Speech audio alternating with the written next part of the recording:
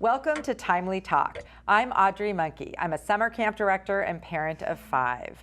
We're here today to talk about how to raise kids who become thriving adults. With me, I have some friends. Hi, I'm Sandy Rickard. I'm the principal at Lakeside Elementary School in Wayne Highlands School District.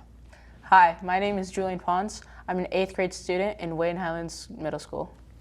Hi, I'm Anna Brown. I'm a 6th grade student of Wayne Highlands Middle School. My name is Ryan Jennings. I'm the Executive Director at the Wayne County Community Foundation, but today I'm representing a parent on this panel. Hi, I'm Greg Frigoletto, Superintendent at Wayne Highlands School District.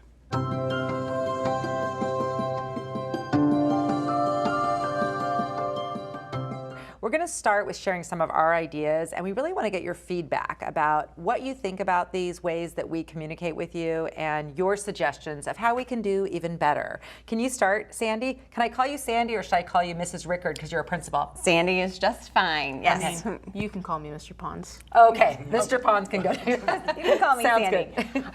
One of the things at Lakeside Elementary School that we try and do is foster relationships with the students both inside and outside of the classroom. And I think it's important when they get off the bus or out of their cars in the morning to welcome the kids by name. As they're walking through the hallway, try and make connections with them by their name. Let them know that we're interested in them, not just as a student, but also as an individual in the school. And I think that's important. Yeah, calling us by our real names instead of just you, like we're not just a student, we're a kid. We need to develop, and it makes us really feel appreciated. Like you're a real person, just like the adults. That's awesome. What are some other things that you've tried to connect with kids at school or in your family? I can tell you at our district, we've worked really hard to kind of work under the mantra of every kid, every day, no exceptions. So what we hope happens on a daily basis is that every student, as they come in and have a day, before they leave, there will be some positive exchange with somebody, whether it's a hello at the door or a nice job at the dance recital or how did the wrestling match go. You know, every student, every day should have something positive with an adult or some other peer throughout the day. Yeah, that's amazing. Anna and Julian, help us know, sometimes I think parents don't quite get it right on how to do like a little check-in. What do you like best, or what is it that adults can ask or say that really encourages you to share? Do you want to start, Anna? Well, sometimes adults just have to take in the body language of their kids and be like, well, maybe they didn't have such a good day. I can kind of tell that. So maybe I'll let them be alone for a while, and then they'll come back and talk to me. And if they don't, maybe I can question them about it a little later. So it's just little things like that that they can take into account. And sometimes I think, especially as a parent, I kind of do the opposite. Like my kid gets in the car after a long day at school. I'm like, what happened? How'd you go? Well, how was lunch? Well, you kind of have this thing. So maybe that's not the best approach? Well, sometimes it is. Like sometimes they have an amazing day and they want to share it with you. So yeah. So reading the body language more. Yeah, some days I could have a bad day, and it's nice to give some space and talk about it later. Yeah, that's great. Give you the opportunity to give you time to decide whether or not you want to talk.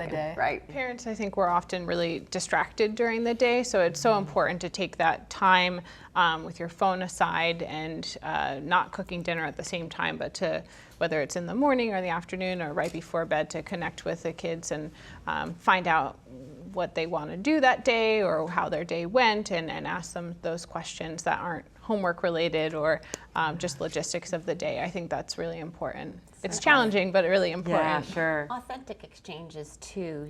I mentioned I like to think I have a nice relationship with the UPS delivery man because I call him by his name and say hello every day, but I know nothing about him.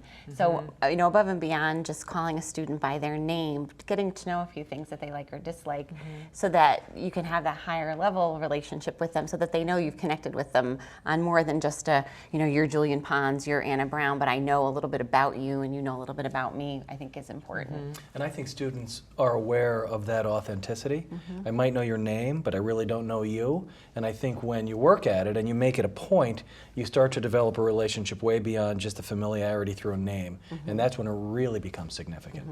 Yes, there are some communication tools I know that we use at camp just to help everybody have a chance to share. I think, Anna, you have an example of something that happened at school that you found to be a good practice. Yes. So when I was in 4th grade, we did at the end of class roses and thorns, our roses and thorns of the day, and we just took that little time at the end of class to see how everyone's day was and like maybe talk about their thorn and their rose.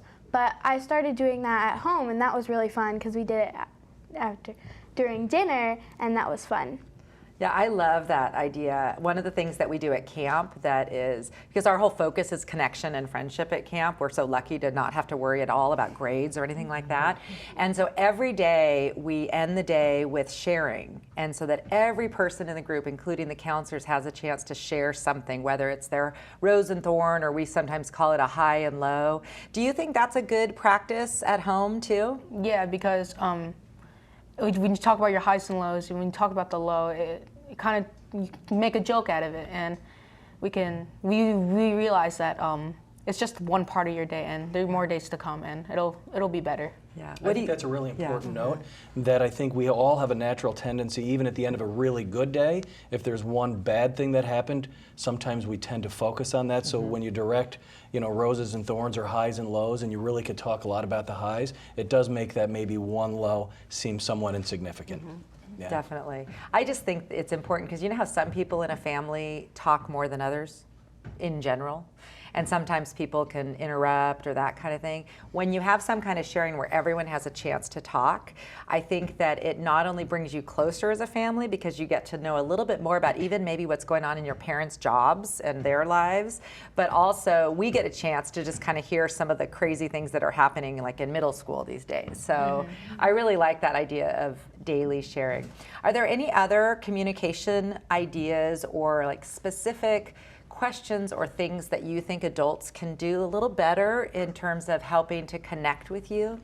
Mainly just keeping space, and like if I had a bad day, like ask me like, do you want to talk about it later, or just keeping the space. Yeah. Sometimes I think we over-talk and we try and dig and then put words in your mouth or other students' mouths about what's bothering them, instead of just watching that body language and really realizing that you need space and you don't want to talk it out right then. I think that sometimes that makes things worse.